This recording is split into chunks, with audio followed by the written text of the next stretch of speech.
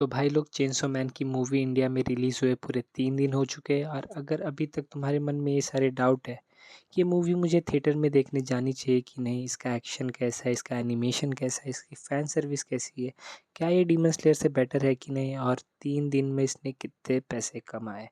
तो टेंशन मत लो क्योंकि इस वीडियो में मैं ये सब आंसर करूँगा, तो वीडियो एंड तक ज़रूर देखना। तो मैं सबसे पहले उन लोगों का डाउट क्लियर कर देता हूँ जो अभी तक इस दुविधा में है कि उन्हें ये मूवी थिएटर में देखनी चाहिए कि नहीं। तो इन माय ओपिनियन सबको ये मूवी एक बार थिएटर में ज़रूर एक्सपीरियंस करनी चाहिए। बस इसका सीज़न 1 देख लेना, 12 एपिसोड ही है और बहुत इंपॉर्टेंट है। ये ऐसी मूवी है जिसको अगर तुमने थिएटर में मिस कर दी ना और कुछ टाइम बाद जब इसको फ़ोन में देखोगे तो पक्का रिग्रेट करोगे कि इसे थिएटर में एक्सपीरियंस क्यों नहीं करने। तो ये मूवी कितनी अच्छी इस बात से समझ जाओ कि फ्राइडे को मैं लेट नाइट अपने जॉब से आया हूँ और फिर भी सुबह जल्दी उठ के 2 घंटे से ज़्यादा ट्रैवल किया ताकि मैं मूवी देख पाऊँ। और सच बता रहा हूँ कि वो 2 घंटे पूरे वर्थ इट थे क्योंकि स्टार्ट टू एंड ये मूवी मुझे कहीं पर भी बोर फील नहीं होने देती। जब मैं थिएटर पहुंचा तब मैं आधी नींद में था, लेकिन जैसे ही मूवी स्टार्ट होती है और इसका म्यूज़िक प्ले होना चालू होता है, ओ भाई इतना सही म्यूज़िक था। इसका सीज़न 1 का म्यूज़िक पहले ही मेरा फेवरेट था, बट सीज़न 2 भी इतना अच्छा है कि ये ऑलरेडी मेरे प्लेलिस्ट में जब से वापस आया हो तब से मैं कितनी बार सुन चुका हूँ मुझे भी पता नहीं। अगर इसके एनिमेशन की बात करूँ तो वो भी एकदम टॉप नॉच था। स्पेशली इसके फाइटिंग के टाइम पे मैं सही में आँखें फाड़ के कुर्सी पकड़ के देख रहा था क्योंकि स्क्रीन पे इतना सब कुछ चल रहा था, इतना फ्लैशी चल रहा था और फिर भी सब कुछ इतना स्मूथ था। ऐसा लग रहा था कि एनिमेटर्स के बच्चे किडनैप करके रखे मापा वालों ने और बोला कि भाई काम बढ़िया होना चाहिए नहीं तो। लेकिन सही में भाई इतना अच्छा एनिमेशन था कि दिमाग खुल जाएगा। ये तो हो गई इसकी स्टोरी, म्यूज़िक और एनिमेशन की तारीफ़। लेकिन अगर इसकी कॉमेडी की बात करूँ तो वो भी मुझे पर्सनली बहुत अच्छी लगी। ऐसा एक भी फ़नी मोमेंट नहीं आया रहेगा स्क्रीन पे जहाँ पर ऑडियंस हँस नहीं रही हो। उनका हर एक जोक, हर एक फ़नी मोमेंट परफेक्टली लैंड किया है।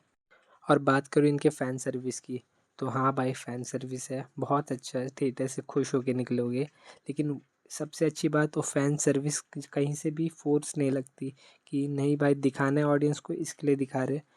मतलब समझ रहे हो, एवरीथिंग मेक्स सेंस। तो इन शॉर्ट ये मूवी मुझे स्टार्ट टू एंड हर एक पैरामीटर पे ये मूवी मुझे बहुत अच्छी लगी है। ऐसा कोई भी पॉइंट है ही नहीं कि जिस पे मैं इसकी कोई कमी निकाल दूँ। अगर कोई इसकी कमी निकाल रहा है तो उसके लिए उसे एक hard core chainsaw man hater होना पड़ेगा। अदरवाइज़ मुझे कोई ऐसा पॉइंट लगता नहीं कि इसकी कोई कमी निकाल दे। अब अगर बात करूँ कि is it better than demon slayer, तो देखो एक क्वेश्चन आ जाती है पर्सनल टेस्ट पे। दोनों ही मूवी मैंने देखी है और दोनों ही मूवी मुझे 10/10 लगी है। मैं दोनों कभी भी रीवॉच कर सकता हूँ और मुझे नहीं लगता कि मैं बोर होऊंगा। काफ़ी लोगों को डीमन स्लेयर से एक छोटी कंप्लेंट थी कि उन्होंने बैक स्टोरी बहुत लंबी खींच दी, बट पर्सनली मुझे वो इशू भी नहीं था क्योंकि मुझे डीमन स्लेयर की बैक स्टोरी काफ़ी अच्छी लगी थी।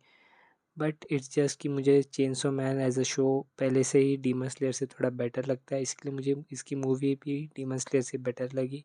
और अगर जिसको भी ये सारी कंप्लेंट थी डीमन स्लेयर से तो कॉन्ग्रेचुलेशंस, क्योंकि चेंसो मैन में ऐसा कोई भी इशू नहीं है। वो दो दो तीन तीन लाइन में लोगों की बैक स्टोरी ख़त्म कर देते हैं। तो अगर तुमने दोनों मूवी देखी है और तुम्हें कौन सी बेटर लगी है ये मुझे कमेंट सेक्शन में ज़रूर बताना। अब बात करते हैं कि इसके कलेक्शंस की, कि इसने इंडिया में 3 दिनों में कितने पैसे कमाए। Chainsaw man as a movie demon slayer जितनी अच्छी इतना तो तुम अब तक समझ चुके होगे। अब बात करो इसके कलेक्शंस की तो ये डीमन स्लेयर के आसपास भी नहीं भटकती। इसका डे 1 कलेक्शन था 50 लैक्स, डे 2 कलेक्शन था 74 लैक्स और डे 3 का डेटा अब तक आउट नहीं हुआ है, बट मैं पॉजिटिव लेके भी सोच रहा हूँ कि मैक्स टू मैक्स 1.5 सीआर इसने टच किया हो। तो 3 डेज़ का टोटल कलेक्शन इसका बन जाएगा 2.25 और एकदम ही पॉजिटिव केस में 2.5 सीआर के आसपास।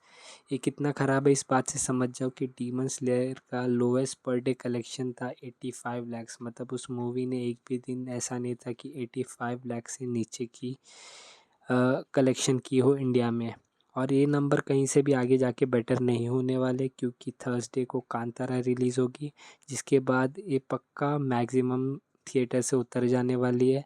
तो अगर मैं इसका लाइफ टाइम इंडियन कलेक्शंस का एक प्रेडिक्शन भी करूँ तो मुझे नहीं लगता कि ये मूवी 5 सीआर भी टच करने वाली है।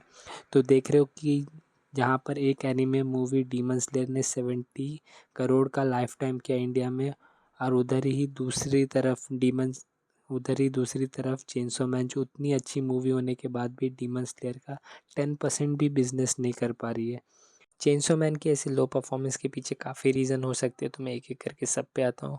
तो सबसे पहला बड़ा रीज़न इसका हो सकता है मूवी का ए सर्टिफ़िकेशन होना, क्योंकि इंडिया में काफ़ी अच्छा amount of anime watcher group है जो 18 के नीचे आता है, जो सीधा-सीधा कट आउट हो जाते हैं, जो कि टिकट सेल्स पे भी इम्पैक्ट करेगा। दूसरा, इसके लिमिटेड शोज़ और पुअर मार्केटिंग, काफ़ी लोगों को तो पता भी नहीं होगा कि ये शो थिएटर्स में लगी है कि नहीं। तीसरा, इन जनरल भी चेंसो मैन काफ़ी अंडररेटेड है इंडिया में।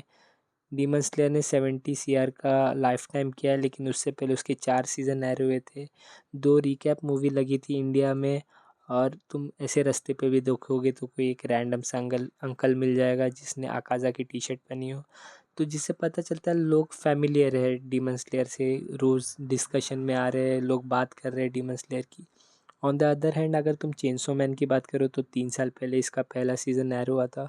उसके बाद से इतना कुछ बात नहीं हुआ लोगों में, लोग भूल भी गए। स्पेशली इंडिया में तो इसकी इतनी कोई बात नहीं होती, और उन्हें पता भी नहीं होगा कि ऐसा कोई एनीमे एग्ज़िस्ट करता है। तो जब लोग जानेंगे नहीं कि ऐसा कुछ एग्ज़िस्ट करता है, तो लोग उसे देखने कैसे जाएँगे? एक रीज़न इसका ये भी है।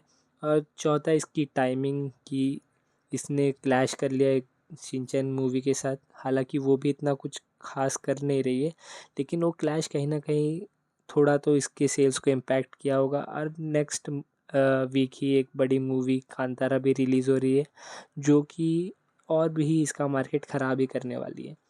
तो ये 4 बड़े रीज़न हैं जिसकी वजह से चेंसो मैन इतनी सक्सेसफुल नहीं हुई इंडिया में। तो इस वीडियो के लिए बस इतना ही। अगर तुम्हें वीडियो थोड़ा भी अच्छा लगा हो तो चैनल को सब्सक्राइब करना, अपने दोस्तों में शेयर करना।